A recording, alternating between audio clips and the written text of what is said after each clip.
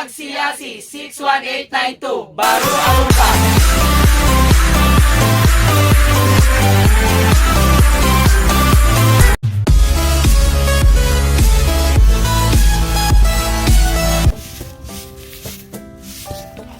So ayan na nga mga kabladap, kasama ko ang Sultan chapter ng under Rizalian, which is the mother club or mother chapter ng CIASI 61892 Baro Arupa dito sa siyudad ng San Fernando. At napaka-aktibo po ang mga miyembro namin under Sultan chapter dito sa Barangay Sagayan, kasi nandito kami ngayon sa ibabaw ng bundok dito sa proposed ecotourism park ng siyudad ng San Fernando, kung saan naman pinapatanatili naming malinis ito. Siyempre, dahil gawa nga ng walang nagbabantay at hindi pa masyadong napapansin ng komunidad, pinupunta nito ng mga iba't ibang tao kung saan okay lang naman na pasyalan, kasi this is really a good place, an area to relax and para mag-jogging, mag-zumba, ganyan. Maganda po itong lugar na to. Kaso nga lang yung pumupunta dito, Puerto de los Buenos, sa mga iba, ayan, iniiwan po nila dito ang kalat nila kung saan-saan. Especially dito sa mga drainage system o sa mga kanal po ng kalsada dito. Na alam naman natin, pag dito tayo nagkalat ng mga basag na bote at kung ano-ano pang mga basura natin, pag umulan, ito po ang mag-obstruct o magsusuppress sa daanan ng tubig, which is itong mga kanal na to. Kaya kailangan po natin itong nililinisan talaga, dinidredging. Kaya dapat make sense sa mga pumupunta dito, wag po tayong mag-iwan dito ng basura. Dumadalo lang po tayo dito, bisita lang po tayo dito. We should still maintain and observe cleanliness at all times. Yon, hindi na po kailangan lagyan pa dyan ng no littering o no throwing of garbage, trash sa kung saan-saan. Makes sense.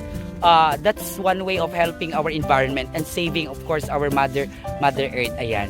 So with me ay yung mga kasamahan ko na kung napansin nyo po, itong kalsada na po ay nilamon na po ng lupa nung bumagyo, napunta po dito yung lupa, nag-erode dito sa kalsada, kaya hindi po madaanan.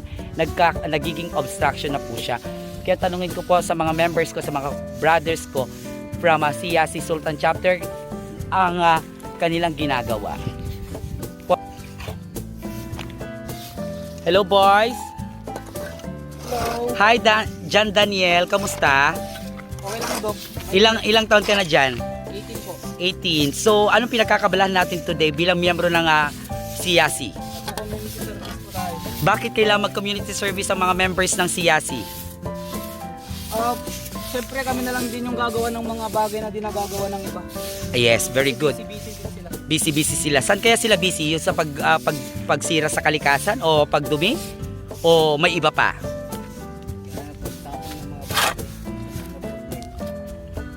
Sa inyong palagay, pagkatapos ng araw na to, fulfilled ba kayo? Masaya ba kayo sa inyong accomplishment? Yes naman. Very good, Jan Daniel. Masaya. Yes. Froilan. Ilang taon na si Froilan? 21. Ayan. So, sa tingin mo ba nakakatulong sa katawan mo to become healthy yung ginagawa mong paglinis at pagkakaroon ng libreng serbisyo sa komunidad? Parang exercise ko na ito, press. Very. Kahit wala na akong ilalabas sa katawan, nakatulong ako sa kalikasan. At least nakatulong ka sa kalikasan. Tama ba sila, Kyle? Opo. Ayan, yan si Kyle. Ayan. Thank you so much, members of CIASI, for extending so much of your time and effort just to make our city government, our environment clean and green. Tama ba, Mark? Ayan, tignan niyo po si Mark, oh. Ayan.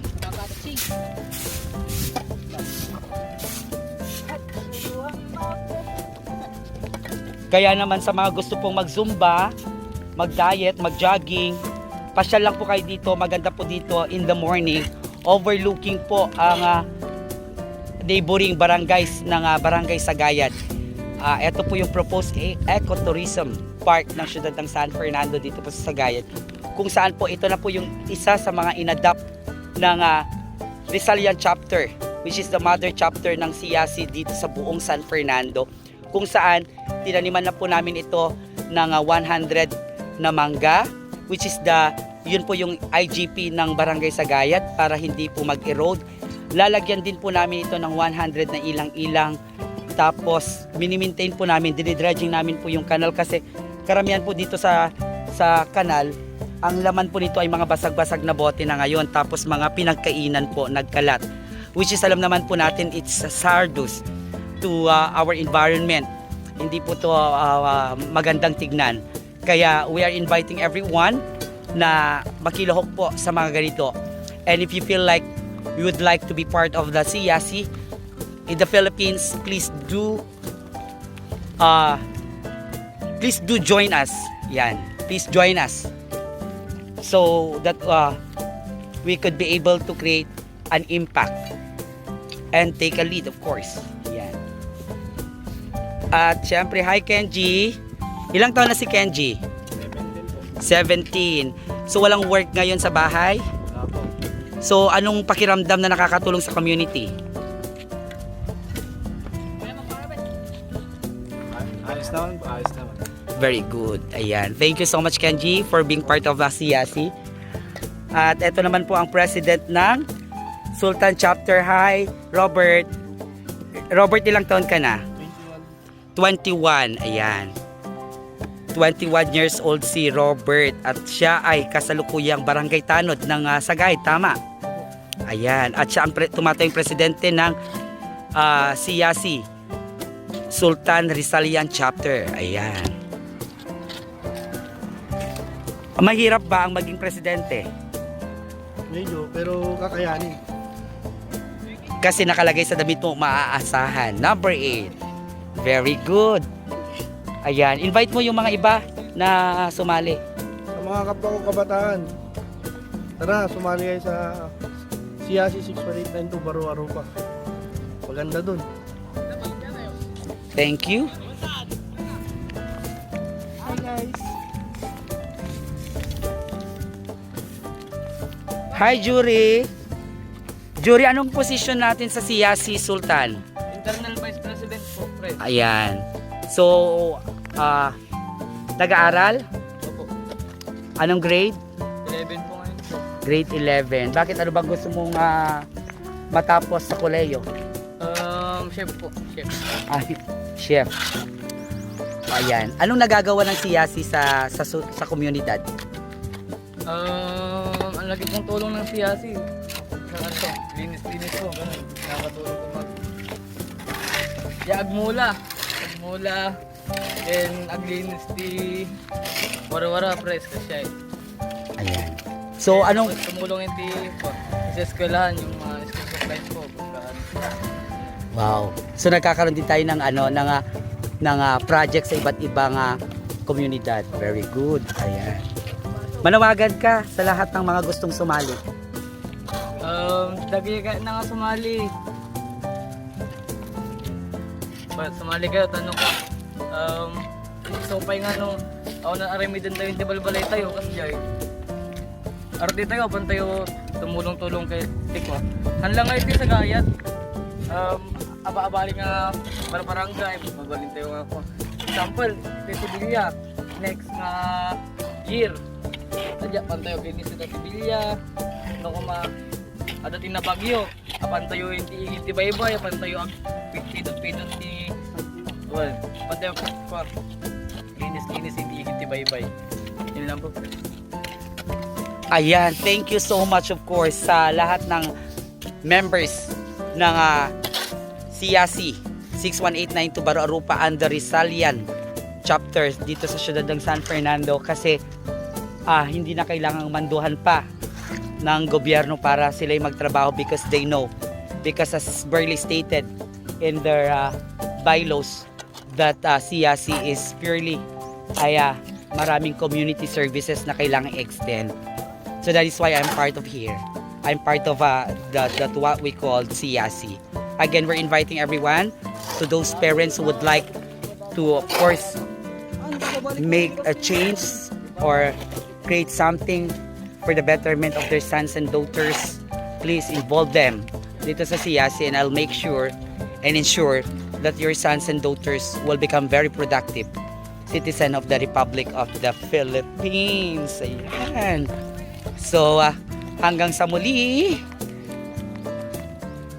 Bye-bye! Hello guys! me again, Martin Kupana.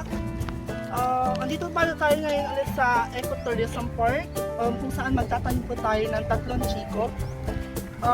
By this year, I already been affiliated with the CIAC and have been attending the different kinds of activities in terms of environmental protection. We have already started, if I'm not mistaken, September, where we were already able to plant fire tree and ilang-ilang tree at Barangay Kabaruan. We also went to Barangay Carlatan for coastal cleanup, and we also went to Barangay Dalupinas Este for what do we call this one? Bakawan planting. And now, this month of I don't know, we still have November, which we were here before to plant the 100 seedlings of mangga, which also were the known IGP of this barangay Sagayad. And now we're here again this month of December before the year ends na makakapag-plant po ulit tayo ng chiko. So I am very much proud kasi at Giganda, I mean in Gigwapo, we were able to affiliate ourselves, also the members of the Gigwapo, na at least by month, every month magkaroon tayo ng different kinds of environmental activities. So, yan, simulan po natin magtanim.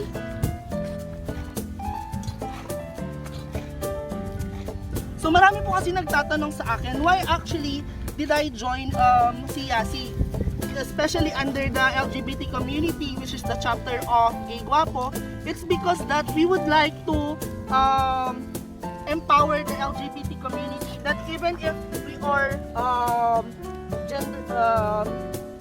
discriminated by gender or by gender orientation and also with our preferences, at least may pakita natin sa ibang tao that we can actually create an impact to our environment, also to other people. So napaka-importante po na magkaroon tayo ng pangangalaga sa ating kalikasan. So wag po tayo lalagay ng mga plastic dito sa ating ecotourism park. Kung pupunta man po tayo dito, make sure dapat po na yung mga kalat natin is i-weigh po natin sila. So we have one chico there.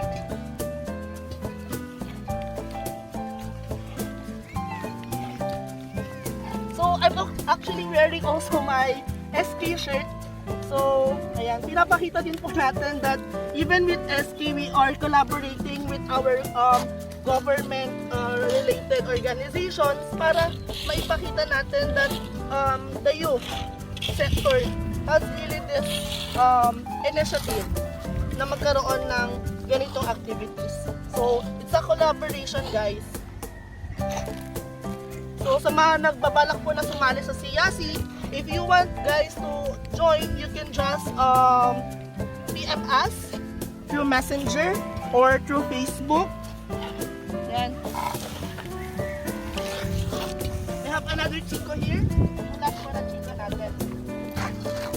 So, with the guidance of our advisor, we have Doc Timeless Jariandaya, our founder of the Gigwapo chapter of CIAC, and we also have our advisor Mark Miranda Aquino. So through their guidance, we were able to create this kinds of impact. So dahil po sa kanila, yung mga kabataan po na mga Becky, mga tomboy, mga lesbians, mga bisexuals, transgenders, so yan, na-encourage po natin sila na mag-join, and we are encouraging more LGBTQ to join our environmental activities. Thank you and Hi, goodbye. Cedric Dulay. Ayan. Cedric, ikaw yung presidente ng anong chapter? Aguinaldo chapter. So, ilang taon na si Cedric? 17 years old. Saan nag-aaral si Cedric? St. Louis College. Ayan. Anong strand? Bakit anong gusto mo patapos sa koleyo? Criminology. So gusto mo maging pulis. Bakit ka nga ba sumali ng CIAC? Makatulong sa kapwa para Makatulong sa kapwa-tao. So anong ginagawa usually ng CIAC pagka walang pasok. Meeting program, tree planting, community service, and coastal cleanup. So madami ka na rin bang naitanim ng mga punong kahoy? Marami na. Nagtanim na rin po ba kayo ng mangrove?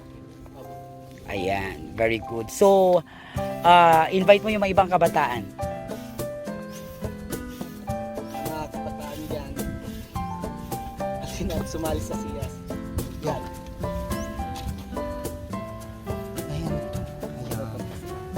And finally, of course, nandito po kami sa Arubayan ni Isabel, syempre owned and managed by Dr. Jessie Miranda, the owner and manager, pati rin ng Jessie Boy Corporation of Jessie Enterprise, kung saan siya po ay magdodonate ng mga halaman para sa proposed ecotourism project ng City Government ng San Fernando. Kaya naman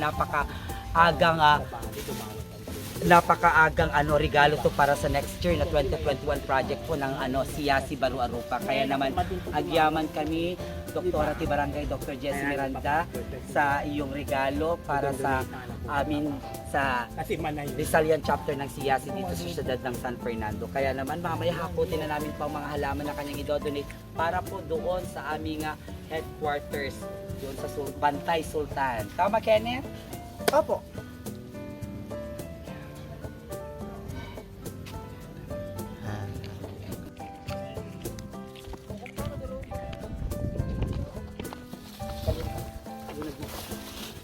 Awan tupay tatanagala po na.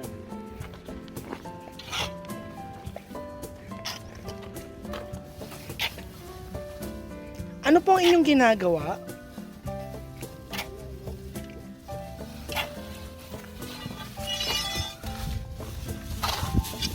Nagla-landscape po ba kayo?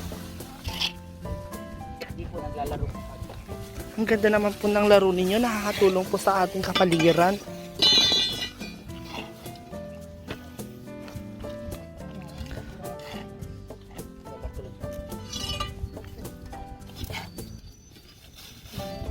Kalinday titaw. Itim.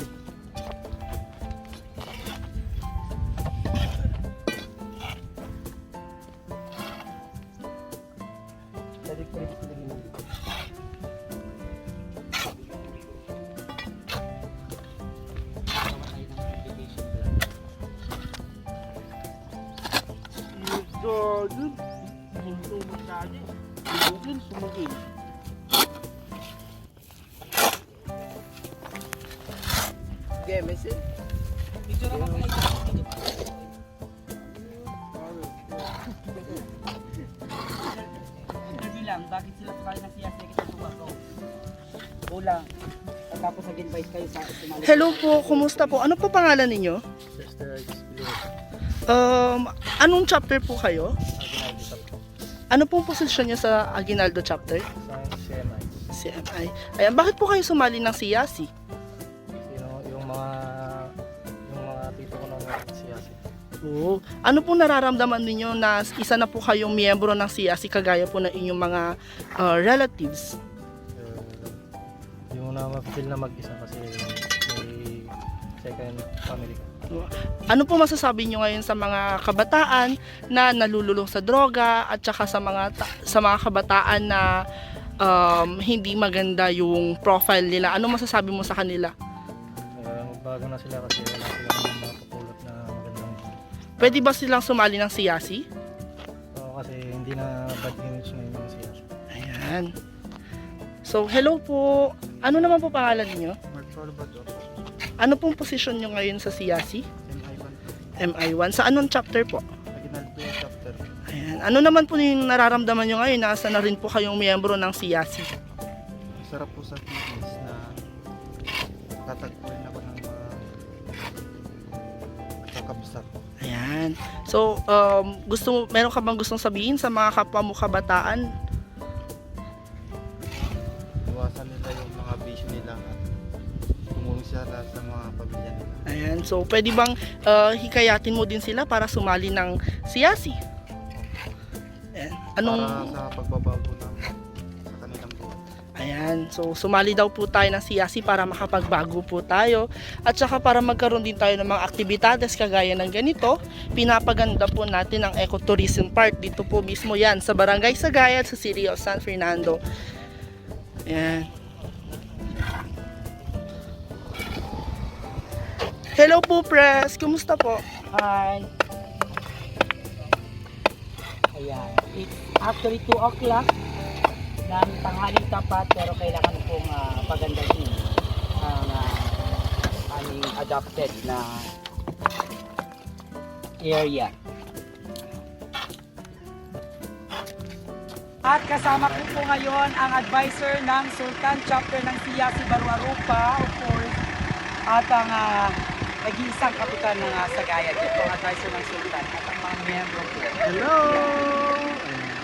So, thank you so much for advising for coming and for monitoring and supervising the members of your chapter. Kami po ang nagpapasalamat po dahil uri no awanak po talaga grabe. Suportahan mo si Sultan. Kasi ganito kamahal po ang Sultan, especially of course yung advisors nila. I love you po. I love you more, Kap. Ayan. So, sige na, lakad ka na kasi baka okay. Di bali, agad tumalatay nga baka. Andito kami sa New Year. After New Year, like 1 o'clock.